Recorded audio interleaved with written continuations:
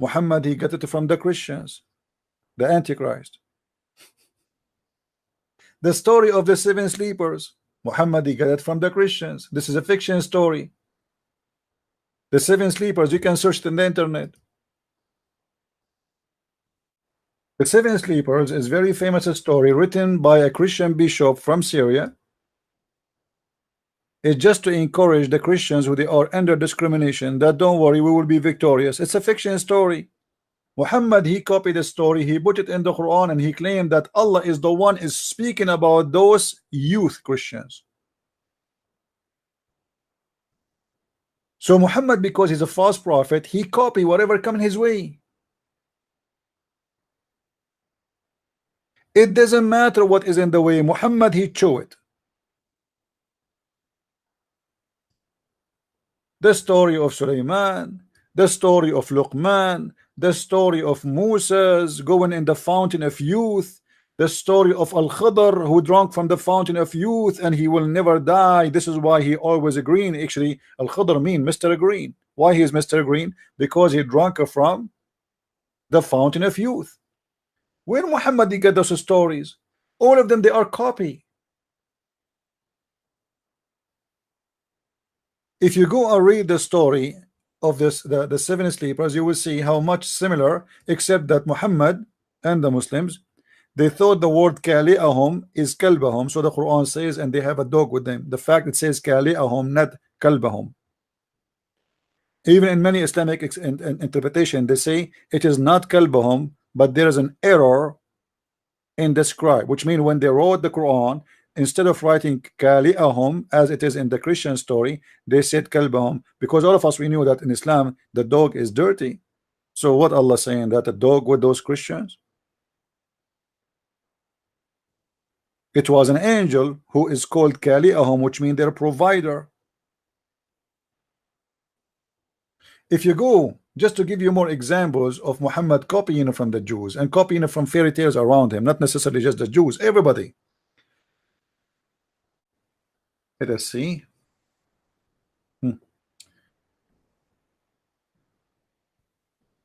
Look at this story. Look at this story and the madness and the stupidity of this false prophet. Muhammad, remember, he claimed to be a prophet. How a prophet of God he would say such a thing?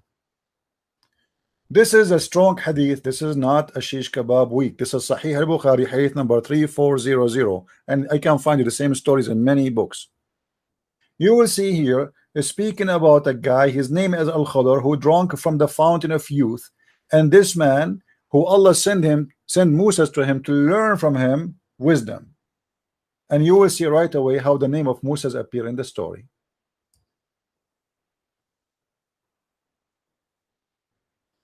Moses thought that he is the most person who knows about what? About the teaching of Allah. A person asked him, are you the most knowledgeable? He said yes. Allah said to Moses, no, you are not the most learned.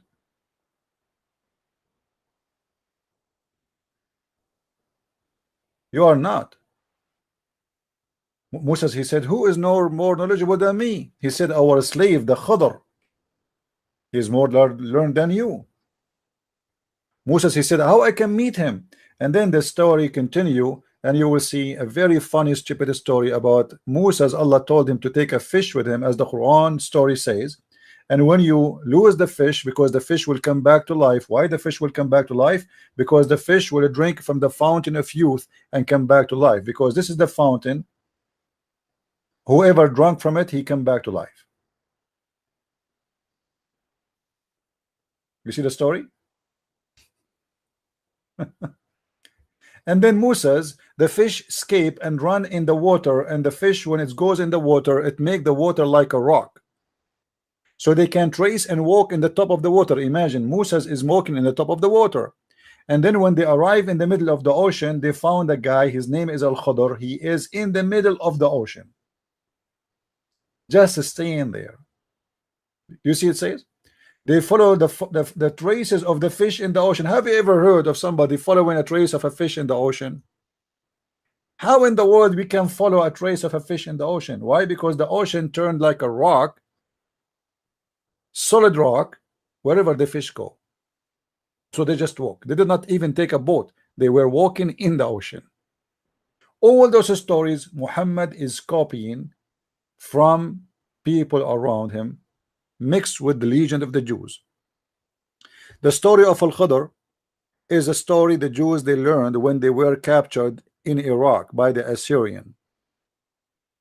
In Iraq and in the Persia, there is a very well-known story about a guy, his name Gilgamesh, and about a guy who his name is Al-Khadr, who searched for, like, searching for life and fountain of life. And this story is exist in many cultures. Actually, the movie, which is exists today, the Caribbean, the part of the Caribbean, you will see there they are speaking about the fountain of youth. This is how much this story spread all over. The same as the flying horse of Suleiman. If you remember, when Muhammad he entered upon Aisha and he said to her, what is that? She was playing with dolls. He said to her, what is that? And he saw between the dolls, he saw a horse have two wings. Muhammad he said to Aisha, when she was playing with her dolls, the prophet who married a child, he moved the curtain and he said, what is this? She said, she did not say actually my doll, she said banati, which means my daughter. Among them he saw a horse with wings made of rags. This is what Muhammad started teaching the Muslims. Look what this happened here. Aisha is a child. Aisha is a child. And Muhammad, Aisha here is, by the way, she is at the age of 14, not exactly like a little baby as before when he married her. So now she is getting into the youth age. She's 14. And ask, what is this I see among them? She replied, a horse. He said, what is that? It has on it. She replied, two wings. Muhammad, he said, and here, read carefully with me what happened here. This is extremely important. He said to her, what is that? What is that in there? Like, okay, it's a horse. She said, yes, horse. What is that? She said, a horse with wings. He said, a horse with two wings? Muhammad himself, he is wondering what?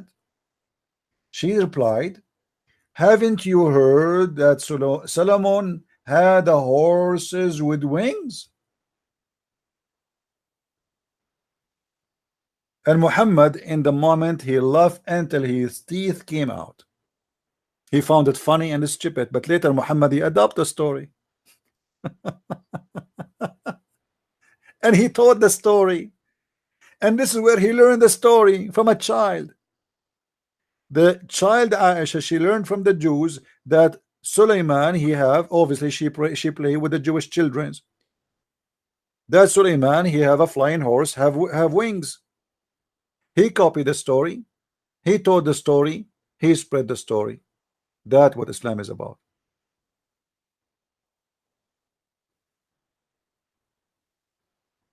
One more thing before we finish this video, so you can download it. Muhammad was praying in a funeral. Read carefully with me.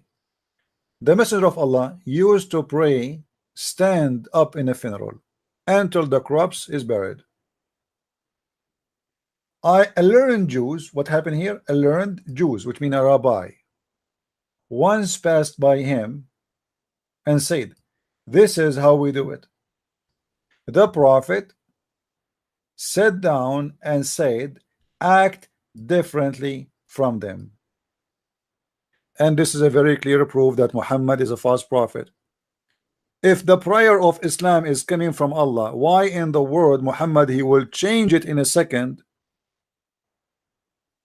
Just because a Jew, he said to him, this is how we do it. If I am a prophet of God and now I'm teaching you how to pray, where Muhammad is getting how to pray? Supposedly the Muslims, they say that Jibreel he taught him. Okay, so Jibreel taught him that he should stand in the prayer when he pray in the funeral. A Jewish is walking by. And he just said, this is how we do it. So what the problem with Muhammad? Why he is asking the Muslims, ordering them to act differently, and he sit down immediately? Read carefully here. The Messenger of Allah used to stand up during the funeral prayer. Used, which means all the time, for a long time. He never changed it. Enter a Jewish guy, he said to him, this is how we do it. How you are claiming that you are a person, everything you do is coming from Allah, even the prayer is inspiration from Allah. How to put your hand is everything the Muslim do is supposedly is Allah taught taught Muhammad through the angel Jibreel how to do it, and now you are changing the prayer for the sake of a Jew, saying this is how we do it. So yes, we agree that Muhammad is a person as a fraud. He copy from others. Nothing of Islam is his own. The Kaaba is the Arab pagan, his parents. They kiss the black stone before him. They go between As-Safa and Al-Marwa. Muhammad, he said, when his followers, they thought he is going to demolish As-Safa and Al-Marwa, he said to them, no, As-Safa and Al-Marwa is from the ritual of Allah. Why the Safa and Marwa from the ritual of Allah? How is that? This is the ritual of the pagans. Muhammad, he have to make a verse about it to be sure that the Muslims, they will follow the tradition of the Arab pagans, as we see in chapter 2 verse 158.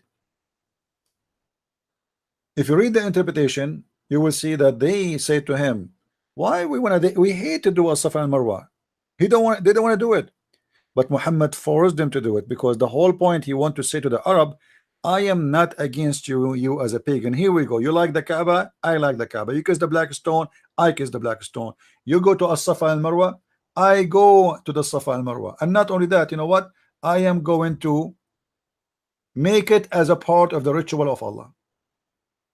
But this was the shrine of the pagans. The same as the Kaaba was the shrine of the pagans. The same as the black stone was the black stone of the pagans. Islam is nothing, my friend, except a copy. Even the word Islam is coming from the guy who his name is Muslim, who the Muslim call him Musaylama to make fun of him. The word Ar-Rahman, Muhammad, he copied from that guy. This guy, he claimed to be Rahman, and his God is Rahman. He is Ar-Rahman and his God is Rahman. Muhammad, he never said the word Rahman until he received a letter from this guy saying, in the name of Ar-Rahman. So Muhammad, right away, he liked the name and he added to his book, to his Quran. And then he said, when the Arab, they said to him, who's Ar-Rahman? Who's Ar-Rahman? He never mentioned the word Rahman before. Never. What happened today? So the Arab, they said to him, so Muhammad, do you have a new God? We thought you worship Allah, and now you are saying Ar-Rahman. Who is Ar-Rahman? Is that Rahman al-Yamama? Even they mentioned to him that this is the Rahman of al-Yamama. The only Rahman we know is the guy who his name is Musaylama. The Muslim, they call him Musaylama Muslim, and he is Rahman al-Yamama. So look what Muhammad, he said to them as an answer in the Quran, chapter 17 verse 110. He said, say, call upon Allah, which means I name him Allah, or I call him Ar-Rahman, by whatever name you call upon him, it doesn't matter. All the beautiful names belong to Allah. He liked the name. But this is a problem here, because this is the chapter is almost more the half of the Quran Muhammad received already. So Muhammad received half of the Quran, and yet he never mentioned the word Rahman. So why the Muslims, they have from the beginning of the Quran in every chapter Bismillah ar-Rahman ar-Rahim? That means this is something added later, because as you see, this is the first time Muhammad calling ar-Rahman after he named, or he received, sorry, a letter from this guy who is named Muslim. He copied it, he liked it, he added, and he said, look, all the good names are belong to Allah. This is not the name of his God, but he liked it. All good names. Why he is saying this? Why Muhammad is saying this? Because the Arab, they said to him, but this is the name of the God of that guy. Do you worship his God now? And Muhammad is an enemy to him. Their competition about who is the prophet. That guy, he claimed to be a prophet, and Muhammad claimed to be a prophet. And suddenly Muhammad is naming his God as Rahman.